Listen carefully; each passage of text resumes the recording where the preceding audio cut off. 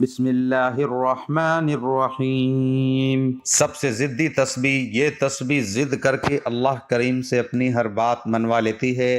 فجر کی نماز کے بعد یہ تسبیح لازمی پڑھ لیا کرو۔ محترم ناظرین، فجر کی نماز کے بعد جو میرے بھائی بہن دوست دولت کی شدید پریشانی میں مبتلا ہیں، ان دوستوں کو آج اپنے سینے کا راز دینے لگا ہوں۔ جب بھی آپ فجر کی نماز پڑھیں، اس کے بعد آپ کو جو میں وظیفہ بتا رہا ہوں، اس کو نماز فجر کے بعد فوراً پڑھ لیں۔ اللہ پاک کا ایسا کرم ہوگا کہ آپ کی عقل حیران رہ جائے گی کہ اچانک جو دولت کا طوفان آ گیا ہے وہ کہاں سے آ گیا ہے۔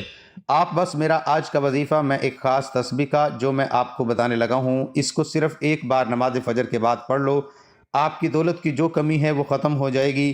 ناظرین، یہ ایک ایسی تسبیح ہے، یہ ایک ایسا عمل ہے، یہ ایک ایسا وظیفہ ہے کہ جس کو کرنے سے اللہ تعالیٰ بہت خوش ہوتا ہے، اور جس سے اللہ خوش ہو جائے اس کی دنیا اور آخرت دونوں ہی سنور جاتی ہیں۔ اس وظیفے کو، اس عمل کو، اس تسبیح کو کرنے والے پر اللہ تعالیٰ اپنی خصوصی رحمت فرماتا ہے اور اس کو اپنے نیک اور برگزیدہ بندوں میں شمار کر لیتا ہے۔ اس کی جو بھی حاجات ہوتی ہیں اس کو اللہ تعالیٰ پورا فرما دیتا ہے۔ رزق کے حوالے سے کوئی تنگی یا پریشانی ہو تو رب کعبہ پورے سال کا رزق اور دولت لکھ دیتا ہے۔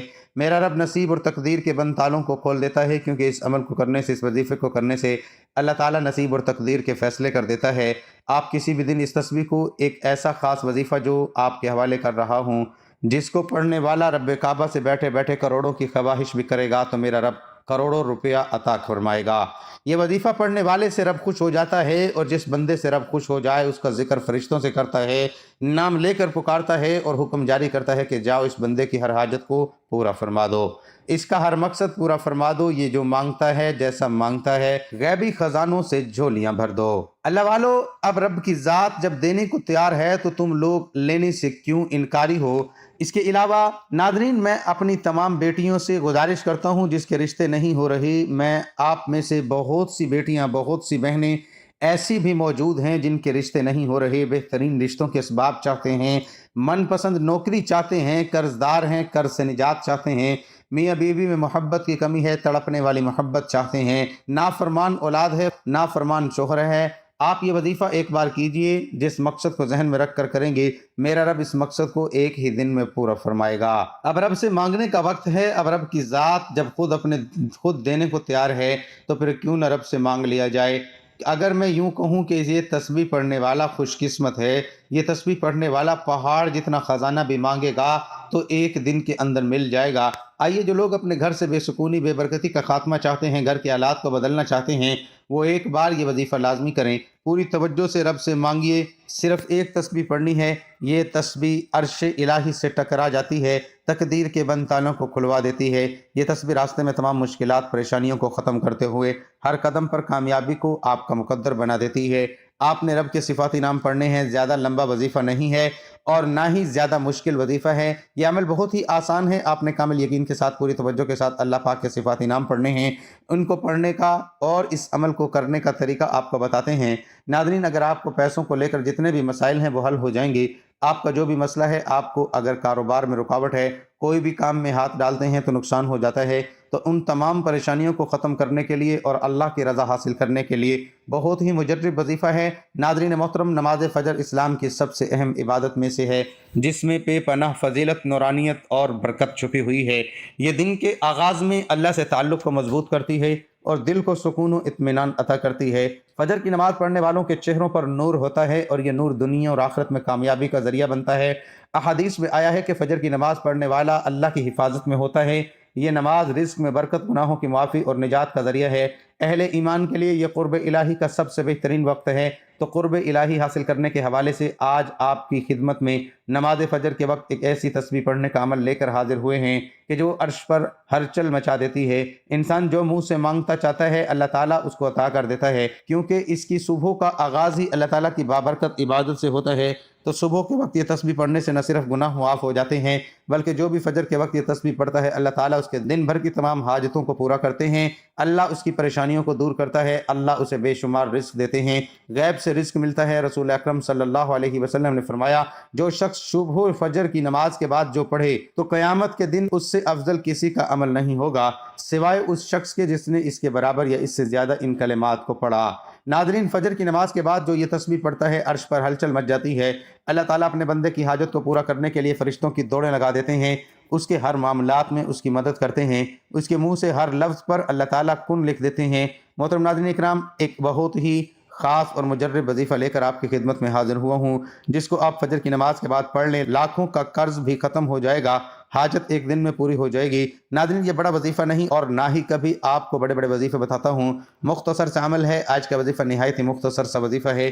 فجر کے بعد آپ نے اس عمل کو کر لینا ہے، انشاءاللہ پھر اس وظیفے کا اثر آپ دیکھیں گے، رزق مال و دولت کی بہار لگ جائے گی۔ یہ خاص دولت اور رزق کے حوالے سے ہے، لیکن آج کا یہ عمل صدق دل کے ساتھ آپ نے کرنا ہے۔ اس عمل کو اگر فقیر بھی کرے گا تو وہ بھی اللہ پاک کی عنایت اور اس کے فضل و کرم سے دولت پر بیٹھ کر راج کرے گا، کیونکہ اس وظیفے میں جو طاقت ہے، اس وظیفے کا جو اثر ہے، وہ بہت کم لوگ جانتے ہیں۔ ویسے تو ہم نے اپنے چینل پر بے شمار وظائف بتائے ہیں، لیکن یہ جو عمل ہے، یہ جو وظیفہ ہے، یہ آپ کی ساری پریشانی کو ختم کر دے گا۔ آپ کے اوپر لاکھوں کروڑوں کا قرضہ ہے، انشاءاللہ وہ بھی چٹکیاں بجاتے ہی ادا ہو جائے گا۔ قرض کی ادا ہونے کے ایسے اسباب پیدا ہوں گے کہ پھر آپ سب حیران رہ جائیں گے۔ آپ کے پاس دولت کی کمی ہے، آپ کرائے کے مکان میں رہتے ہیں، آپ کو سمجھ نہیں آتی کہ کرایہ کیسے ادا کریں، گھر کا خرچہ کیسے چلائیں، کیونکہ آج کل مہنگائی بھی تو اتنی زیادہ ہے کہ ایک وقت کا کھانا بھی مشکل ہو چکا ہے۔ ہر ماہ بجلی کے تگڑے تگڑے بل بھی ادا کرنے ہوتے ہیں، ہر ماہ بچوں کی فیسیں بھی ادا کرنی ہوتی ہیں۔ انسان بہت پریشانی میں مبتلا ہے، انسان بہت پریشان ہے، اور انسان کو سکون صرف اللہ کے ذکر میں ہی ملتا ہے۔ یہ بات بہت اہم کرنے لگا ہوں۔ جب انسان عاجزی کے ساتھ اللہ کے آگے جھک جاتا ہے، سجدے پہ سجدے کرتا ہے، اور پھر ہر سجدے پہ رو رو کر گڑ گڑا کر خوب ڈھیروں دعائیں مانگتا ہے، تو اس کو بھی اللہ تعالیٰ ضرور عطا فرما دیتا ہے۔ ہم ہر وظیفے میں آپ کو بتاتے ہیں کہ اللہ سے مانگنے کا آپ کو طریقہ جب آ جائے گا، پھر آپ کو کسی مزید وظیفے کی ضرورت نہیں پڑے گی۔ آپ نے صرف ہاتھ اٹھانے اور آپ کو ملنا شروع ہو جائے گا، لیکن اس سے پہلے آپ کے کچھ اعمال ہوتے ہیں، آپ جو چھوٹی چھوٹی غلطیاں کرتے ہیں، جن کو اگر آپ سدھار لیں اور آپ اپنے کاروبار میں حلال طریقے سے کاروبار کریں یا رزق کمانے میں حلال ذریعے استعمال کریں، جیسا کہ اللہ تعالیٰ کے نبی پاک صلی اللہ علیہ وسلم نے کاروبار کیا تھا، آپ بھی اسی طرح کام کریں، حلال و پاکیزہ رزق کمائیں۔ اگر آپ کاروبار کرتے ہیں تو اس طریقے سے کریں، اگر آپ جاب کرتے ہیں کہ کوئی آپ پر انگلی نہ اٹھا سکے، آپ ایمانداری سے ڈیوٹی دیں، جس کام کی تنخواہ لیتے ہیں وہ کام مکمل جان فشانی سے کریں، اور اپنے فرائض سے کوئی غفلت نہ کریں۔ ہر ماہ رزق حلال ہی آپ اپنے گھر میں لائیں، اور کوشش کریں کہ آپ کے پورے گھر میں حرام کا ایک لقمہ بھی کسی کے پیٹ میں نہ جائے۔ حلال رزق کمانے سے ایسا ہو ہی نہیں سکتا کہ انسان اپنے اللہ پاک سے دعا مانگے اور اللہ پاک اس کی دعا کو رد کر دے، ایسا کبھی نہیں ہو سکتا۔ جب یہ وظیفہ کوئی بھی بندہ پڑھتا ہے تو اس وظیفے سے اس کے پاس بے تحاشا دولت آ جاتی ہے۔ ناظرین، یہ ساری نعمتیں جو ہیں، ساری برکتیں جو ہیں، حلال میں اور اللہ پاک کا شکر ادا کرنے میں ہی پوشیدہ ہیں۔ کوشش کیا کریں کہ کثرت سے اللہ پاک کا شکر ادا کیا کریں، انشاءاللہ دیکھنا کیسے آپ کے وارے نیارے ہو جاتے ہیں۔ اگر آپ کے اوپر قرض ہے، آپ نے سود پر قرض لیا ہوا ہے، تو سب سے پہلے اللہ پاک سے معافی مانگے، کیونکہ سود حرام ہے اور اللہ پاک سے کھلی جنگ ہے۔ تو اللہ سے جنگ کون کر سکتا ہے؟ میرے بھائیوں بہنوں، جو بندہ اللہ سے جنگ کرنے کا سوچے گا وہی دونوں جہانوں میں مارا جائے گا، وہ دنیا میں بھی ذلیل و رسوا ہوگا اور آخرت میں بھی ذلیل و رسوا ہی رہے گا۔ جہنم کی انتہائی جو سب سے نچلے والے گڑھے ہیں، ان میں اس کو پھینکا جائے گا۔ تو آپ نے سب سے پہلے سود کے کاموں سے توبہ کرنی ہے، جھوٹ سے توبہ کرنی ہے، اور غیبت سے توبہ کرنی ہے، چغلی سے توبہ کرنی ہے، لیکن واضح کریں کہ صرف توبہ نہیں کرنی بلکہ اس توبہ پر قائم بھی رہنا ہے۔ اور سب سے اہم بات جو ہے وہ آپ اپنے رشتہ داروں سے اگر لا تعلق ہیں تو فوراً جا کر ان سے معافی مانگیں، چاہے آپ کی غلطی ہے یا نہیں۔ دیکھنا کیسے اللہ پاک آپ کے اوپر اپنا فضل و کرم کرے گا، آپ کے اوپر اللہ پاک اپنا کرم فرمائے گا۔ یا رشتہ داروں کے ساتھ آپ نے اچھا سلوک کرنا ہے، اس کے ساتھ تعلقات جوڑنے کی کوشش کرو۔ یہ نہ دیکھو کہ کوئی اس نے یہ کہہ دیا، اس نے وہ کہہ دیا۔ آپ عاجزی اختیار کریں، جو عاجزی اختیار کرے گا اس کو پھل ملتا ہے۔ اور جب آپ کبھی بلندی پہ چڑھتے ہیں، آپ کو پتہ ہونا چاہیے جب بھی آپ بلندی پہ چڑھیں گے آپ کو جھکنا پڑے گا، آپ سیدھے کھڑے ہو کر بلندی پر نہیں چڑھ سکتے، اور جب آپ نے نیچے اترنا ہوتا ہے تو آپ کو سیدھا ہونا پڑتا ہے، تو اس وقت آپ کو سینہ تان کر نیچے اترنا پڑتا ہے، پھر ہی آپ نیچے اتر سکتے ہیں۔ ناظرین اکرام، آج کا جو وظیفہ ہے اس کی ترتیب آپ اچھے طریقے سے سمجھ لیں، اور میری باتوں پر آپ نے عمل بھی کرنا ہے۔ اس کو آپ نے اپنے دوستوں کے ساتھ، رشتہ داروں کے ساتھ لازمی شیئر بھی کرنا ہے۔ یہ بھی ایک صدقہ جاریہ ہوگا، کسی ایک بندے نے بھی اس پر عمل کر لیا تو اس کا اجر آپ کو بھی ملے گا۔ جب فجر کی نماز ادا کر لیں، آپ نے کوشش کرنی ہے کہ وہیں اسی جگہ پر بیٹھ جائیں۔ مردوں نے کوشش کرنی ہے کہ وہ مسجد میں جا کر با جماعت نماز ادا کریں، عورتوں نے گھر میں نماز ادا کرنی ہے۔ اگر آپ کو ٹائم نہیں ملتا یا آپ نے کہیں بیٹھ جانا ہے تو آپ عشاء کی نماز کے بعد سونے سے پہلے بھی اس وظیفے کو کر سکتے ہیں، کوئی ایسی پابندی نہیں، لیکن فجر کی نماز کے بعد کرنا زیادہ بہتر رہے گا۔ محترم ناظرین، اللہ پاک کے آخری نبی صلی اللہ علیہ وسلم نے فرمایا، اللہ پاک ارشاد فرماتا ہے، میں نے تمہاری امت پر دن رات میں 5 نمازیں فرض کی ہیں، اور میں نے یہ عہد کیا ہے کہ جو ان نمازوں کو ان کے اوقات میں پابندی سے ادا کرے گا میں اس کو جنت میں داخل کروں گا، اور جو بندہ ادا نہیں کرے گا اس کے لیے میرے پاس کوئی عہد نہیں۔ اللہ پاک قرآن کریم میں ارشاد فرماتا ہے، رب کو سراتے ہوئے اس کی پاکی بولو، سورج چمکنے سے پہلے، اس کے ڈوبنے سے پہلے نماز فجر ادا کرو اور نماز عصر ادا کرو۔ حضرت عبداللہ بن عمر رضی اللہ تعالی عنہ سے روایت ہے کہ پیارے آقا صلی اللہ علیہ وسلم نے ارشاد فرمایا، جو صبح کی نماز پڑھتا ہے وہ شام تک اللہ پاک کے ذمے میں ہے، اور جو شام کو عصر کی نماز پڑھتا ہے تو وہ بھی اللہ پاک کے ذمے میں آ جاتا ہے۔ جو اللہ پاک کا ذمہ توڑے گا اللہ پاک اسے اوندھا کر کے یعنی الٹا کر کے دوزخ میں ڈالے گا۔ حضرت سلیمان فارسی رضی اللہ تعالیٰ عنہ سے روایت ہے کہ اللہ تعالیٰ کے آخری نبی صلی اللہ علیہ وسلم کا فرمان عالی شان ہے، جو صبح کی نماز کو گیا ایمان کے جھنڈے کے ساتھ گیا، اور جو صبح بازار کو گیا ابلیس یعنی شیطان کے جھنڈے کے ساتھ گیا۔ رسول اللہ صلی اللہ علیہ وسلم نے فرمایا، جس نے سورج کے طلوع ہونے اور غروب ہونے سے پہلے نماز فجر اور نماز عصر ادا کی وہ ہرگز جہنم میں داخل نہ ہوگا۔ حضرت ابو عبادہ بن جرح رضی اللہ تعالیٰ عنہ بیان کرتے ہیں، رسول اکرم صلی اللہ علیہ وسلم نے ارشاد فرمایا، فجر کے اوقات میں پڑھی جانے والی باجماعت نماز سے افضل کوئی نماز نہیں۔ میرا گمان یعنی خیال ہے تم میں سے جو اس میں شریک ہوگا اس کے گناہ معاف کر دیے جائیں گے۔ حضرت انس رضی اللہ تعالیٰ عنہ سے روایت ہے کہ سرکار مدینہ صلی اللہ علیہ وسلم نے ارشاد فرمایا، جس نے 40 دن فجر اور عشاء کی نماز باجماعت پڑھی اور اللہ پاک اس کو 2 آزادی عطا فرمائے گا، ایک نار یعنی آگ سے، دوسری دفع یعنی منافقت سے۔ نماز جنت کی چابی ہے۔ اللہ تعالی ہمیں وقت پر 5 نمازیں پڑھنے کی توفیق عطا فرمائے، آمین۔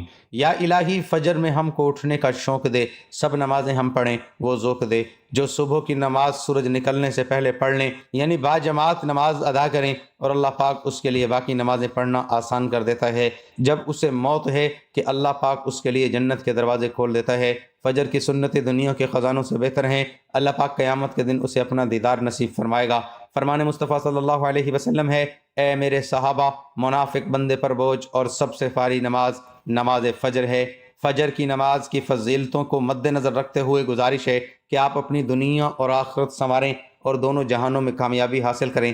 کامیابی حاصل کرنا چاہتے ہیں تو فجر کی نماز کو اپنے اوپر لازمی کر لیجئے۔ اللہ پاک ہماری موت اور آخری سانس بھی نماز فجر ادا کرتے ہوئے نکالے، آمین ثم آمین۔ محترم ناظرین، آپ نے سب سے پہلے ایک مرتبہ بسم اللہ الرحمن الرحیم پڑھ لینی ہے۔ اللہ تعالیٰ کے پاک اور آخری کتاب قرآن مجید میں ہے، اپنے دن کا آغاز اللہ تعالیٰ کے بابرکت نام سے شروع کیا کرو۔ شروع اللہ کے نام سے جو بڑا مہربان اور نہایت رحم کرنے والا ہے۔ حضرت سلیمان علیہ السلام نے اپنے دن کا آغاز اللہ کے بابرکت نام سے ہی کیا تھا۔ اسی طرح حضرت نوح علیہ السلام کی کشتی کے چلنے کا تذکرہ قرآن مجید میں کیا گیا۔ اللہ تعالیٰ نے ارشاد فرمایا، ترجمہ، اور کہا اس میں سوار ہو جاؤ، اس کا چلنا اور تیرا اللہ کے نام سے، بے شک میرا رب بخشنے والا اور مہربان ہے۔ گویا کسی بھی ایسے کام کا آغاز جو جائز ہو، اللہ تعالیٰ کا نام لینا اور اس سے شروع کرنا انبیاء اکرام علیہ السلام کی سنت مبارکہ ہے۔ جو کام بسم اللہ الرحمن الرحیم پڑھ کر شروع کیا جاتا ہے تو اس کام میں برکت پیدا ہو جاتی ہے۔ نبی پاک صلی اللہ علیہ وسلم جب بھی کوئی کام کرتے تو اس کی ابتدا بسم اللہ الرحمن الرحیم سے فرماتے تھے۔ آپ صلی اللہ علیہ وسلم نے فرمایا، اپنے دن کا آغاز اللہ تعالیٰ کے بابرکت نام سے کیا کرو۔ اس سے معلوم ہوتا ہے کہ بسم اللہ الرحمن الرحیم کس قدر اہمیت کی حامل ہے۔ رسول پاک صلی اللہ علیہ وسلم کا ارشاد ہے کہ دروازے بند کرتے وقت بسم اللہ پڑھو، چراغ گل کرتے وقت بسم اللہ پڑھو، برتن ڈھانپتے ہوئے بسم اللہ پڑھو، اور مشک کا منہ بند کرتے ہوئے بسم اللہ پڑھو۔ کھانے پینے، ذبح کرنے، وضو کرنے، کشتی میں سوار ہونے، ہر نیک کام سے پہلے بسم اللہ الرحمن الرحیم پڑھنا مستحب ہے۔ ناظرین اکرام، اس کے بعد آپ نے نبی کریم صلی اللہ علیہ وسلم کی ذات اقدس پر صرف 3 مرتبہ درود پاک پڑھنا ہے۔ درود پاک آپ کوئی سا بھی پڑھ سکتے ہیں، چھوٹے سے چھوٹا درود پڑھ لیں یا درود ابراہیمی، لیکن درود ابراہیمی کی فضیلت زیادہ ہے۔ حضرت عبداللہ بن عمر رضی اللہ تعالیٰ عنہ سے روایت ہے کہ ایک شخص نے حضور صلی اللہ علیہ وسلم کی خدمت بابرکت میں حاضر ہو کر اپنے مفلسی اور تنگدستی کی شکایت کی، تو آپ صلی اللہ علیہ وسلم نے فرمایا، جب تم گھر میں داخل ہو اور گھر میں کوئی ہو تو اسے سلام کرو، اگر کوئی نہ ہو تو مجھ پر سلام عرض کرو اور ایک بار درود پڑھو۔ اس شخص نے ایسا ہی کیا، اللہ تعالیٰ نے اسے اتنا مال عطا کر دیا کہ اس نے اپنے ہمسایوں کی بھی خدمت کی۔ فرمان مصطفیٰ صلی اللہ علیہ وسلم ہے، جو یہ پسند کرے اللہ تعالیٰ اس کے گھر میں خیر زیادہ کرے۔ جب کھانا کھایا جائے تو وضو ہو کر کھانا کھائے، اور جب اٹھایا جائے تو اس وقت بھی وضو کرے۔ کھانے کی وضو سے مراد دونوں ہاتھ گٹوں تک اور منہ کا اگلا حصہ دھونا اور کلی کرنا فیضان سنت میں مل کر کھانے میں برکت ہے۔ سرکار مدینہ صلی اللہ علیہ وسلم کا فرمان ہے اکٹھے کھانا کھاؤ، الگ الگ نہ کھاؤ، کہ برکت اکٹھے کھانے میں ہے۔ اس حدیث پاک کے تحت حکیم الامت مفتی احمد یار خان رحم الجنان فرماتے ہیں ساتھ کھانے میں تھوڑا کھانا بہت کو کافی ہو جاتا ہے، آپس میں محبت بڑھتی ہے۔ سرکار دو عالم صلی اللہ علیہ وسلم کا فرمان عالی شان ہے جو شخص دسترخوان سے کھانے کے گرے ہوئے ٹکڑوں کو اٹھا کر کھائے وہ فراخی کی زندگی گزارتا ہے اور اس کی اولاد عافیت میں رہتی ہے۔ رزق میں برکت کا ایک سبب رشتہ داروں سے حسن سلوک کرنا بھی ہے۔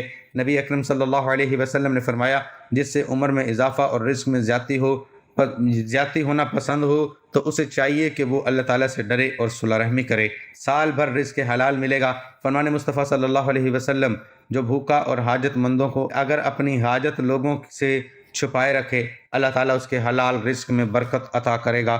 جس نے استغفار کو اپنے اوپر لازم کر لیا اللہ عز و جل اس کی ہر پریشانی دور فرمائے گا اور ہر تنگی سے اسے راحت عطا فرمائے گا اور اسے ایسی جگہ سے رزق عطا فرمائے گا جہاں سے اسے گمان بھی نہ ہوگا۔ حضور صلی اللہ علیہ وسلم نے فرمایا میں تمہیں وہ چیز نہ بتاؤں جو تمہیں تمہارے دشمن سے نجات دے، تمہارا رزق وسیع کر دے۔ دن رات اللہ تعالیٰ سے دعا مانگتے رہو کیونکہ دعا مومن کا ہتھیار ہے۔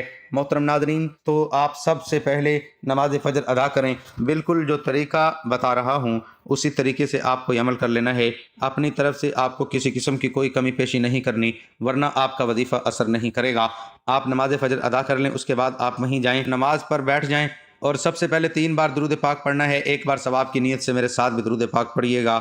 اللہم صلی علی محمد وعلی آل محمد كما صليت على إبراهيم وعلى آل إبراهيم إنك حميد مجيد اللهم بارك على محمد وعلى آل محمد كما باركت على إبراهيم وعلى آل إبراهيم إنك حميد مجيد۔ اور اس کے بعد 3 بار سورۃ کوثر پڑھیں۔ إنا أعطيناك الكوثر فصل لربك وانحر إن شانئك هو الأبتر۔ اور اس کے بعد آپ 11 مرتبہ سب سے پہلے یا مجیدو پڑھ لیں، یا مجیدو یا مجیدو یا مجیدو، اس کو آپ نے 11 مرتبہ پڑھنا ہے۔ اور اس کے بعد آپ 1 مرتبہ سورۃ اخلاص قل هو اللہ احد اللہ الصمد لم یلد ولم یولد ولم یکن له کفوا احد پڑھ لیں۔ اور پھر آپ نے 11 مرتبہ یا لطیفو پڑھنا ہے، یاد رہے یا لطیفو یا لطیفو یا لطیفو، اس کو بھی اچھی طرح 11 مرتبہ پڑھنی ہے۔ اچھی طرح 11 مرتبہ پڑھنے کے بعد آپ نے پھر 11 مرتبہ یا ودودو پڑھنا ہے، یا ودودو یا ودودو یا ودودو۔ اس کو اچھے طریقے سے پڑھنے کے بعد آپ نے پھر 11 مرتبہ یا مقتدرو پڑھ لیں، یا مقتدرو یا مقتدرو یا مقتدرو۔ آپ کی جتنی بھی دولت کی تنگی ہے فوری طور پر ختم ہو جائے گی۔ آپ جیسے ہی یہ عمل کریں گے آپ مالا مال ہو جائیں گے، آپ کی بند قسمت کے تالے کھل جائیں گے، آپ کی غیب سے مدد ہوگی۔ آپ یہ ایک تسبیح پر بتائے گئے طریقے کے مطابق پڑھ لیجئے، میرا رب راضی ہو جائے گا، اتنا نوازے گا کہ آپ کو خود بھی سمجھ نہیں آئے گی کہ کہاں کہاں سے دولت آ رہی ہے۔ تو آپ نے یہ وظیفہ لازمی کرنا ہے اور اس وظیفے کے بعد دعا لازمی مانگنی ہے۔ دعا ہے کہ اللہ پاک میرا سنانا اور آپ کا سننا اپنی بارگاہ الہی میں قبول و منظور فرمائے، آمین ثم آمین۔ اللہ تعالی ہم سب کا حامی ناصر ہو، آمین۔